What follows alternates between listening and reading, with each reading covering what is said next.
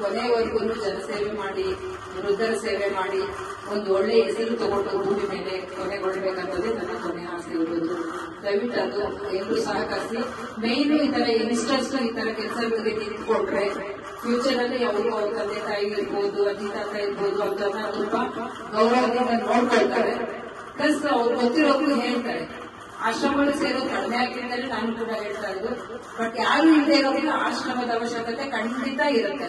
ಆಶ್ರಮ ಅಂದ್ರೆ ನೆಗ್ಲೆಕ್ಟ್ ಮಾಡೋದು, ನಾವು ಆಶ್ರಮ ಹೋಗಿ ತಕ್ಷಣ ಅಲ್ಲಿ ಏನೋ ನಾವು ಎಲ್ರಿಗಿಂತ ಕೀಳಿರಿಮೆ ಅನ್ನೋ ಭಾವನೆ ಫಸ್ಟ್ ಜನಗಳಿಂದ ಮನಸ್ಸಿಂದ ಹೋಗ್ಬೇಕು. ಆಶ್ರಮ ಅಂದ್ರೆ ಅದು ಒಂದು ದೇವಸ್ಥಾನ ಇದ್ದಂಗೆ, ಅಲ್ಲಿರೋರು ಕೂಡ ದೇವ್ರ ಮಕ್ಕಳುಗಳು.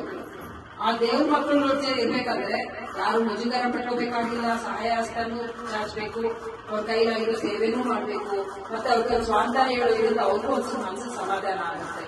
Thank you.